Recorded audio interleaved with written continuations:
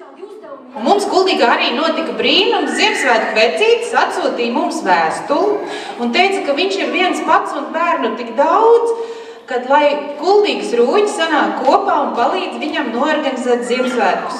Tā, lai mums būtu visiem jauki, skaisti un Kuldīgā arī atnākt brīnums.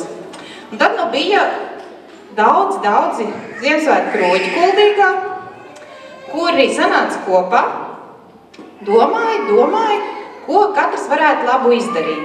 Te ir maza daļa no visiem tiem rūķiem, kuri ļoti centās, lai jūs iepriecinātu, lai sagādātu jums kādu mazu dāvani.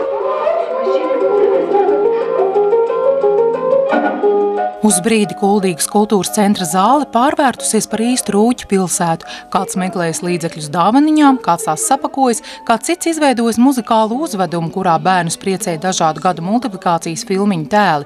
Vēl kāds ar bērniem gāja rotaļās, lai ātrāk sagaidītu Ziemassvētku vecīti. Bet zem rūķu cepurēm bija tie ļaudis, kas bija nākuši dalīties labestībā.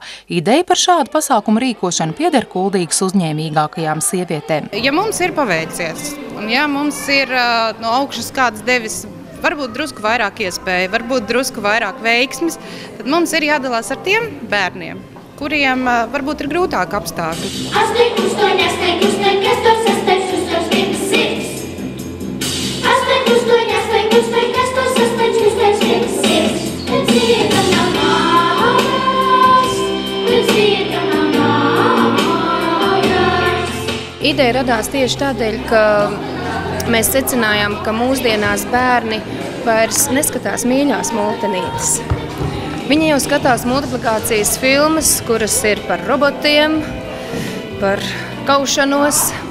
Un tad, kad es jautāju bērniem, vai jūs zinat multiplikācijas filmu Zaķīšu pirtiņu, un viņi saka, nē, tādu mēs nezinām.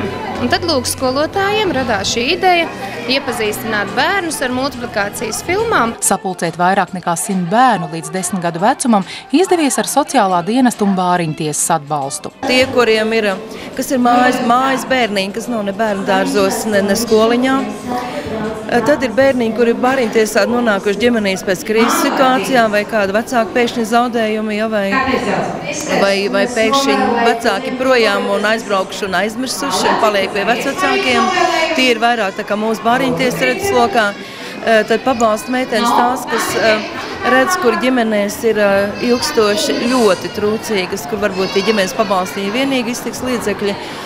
Tad arī tādas ģimenīs, kas arī varbūt daļa ir mūsu redzeslokā bāriņtiesas, kur mēs uzskatām, ka varbūt trūk šīs iemaņas vecākiem, šī audzināšanas iemaņas.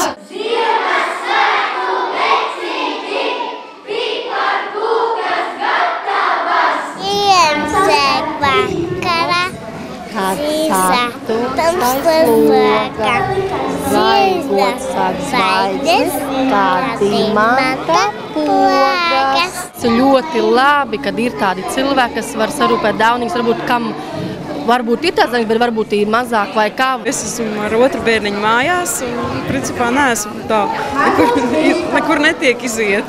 Un tad šitas ļoti labs pasākums bija. Dziedāja vēl vakarā, gada svītā dziedāja meitiņa vēl vakarā. Skaisti. Dušīgs puisis, cik tev gadiņi? 7. 7 gadiņi, tu skolā jau mācies? Mācies? Jā. Un kāds tev atzīmes? Labs. Es domāju, ka tas ir ļoti labi atbalstoši, jo daudziem bērniņiem jau nesanāk šitādu pasākumu, un maz dabū arī tikt redzēt kaut kur šitā. Pasākumu organizēšanai ziedojuši vairāk nekā 50 uzņēmēju. Sākotnēji mēs domājām, ka vajadzētu saldās dāvanas. Tad mēs domājām, ka varētu būt arī kāda dāvaniņa klāt, kas bērnam paliks ilgākam laikam, nevis tikai vēdera prieki. Un sanāca tā, ka cilvēki atsaucās tik ļoti, ka mēs spējām sarūpēt lielākas dāvanas, nekā mēs sākotnēji bijām cerējuši. Un tādēļ es vēlreiz saku lielu paldies kuldīdzniekiem. Meitiņām bija lelītes, paciņa, un mazām brālītīm bija zīmolīša un krāsainā grāmatiņa. Ļoti fantastiski, smuks pasākums.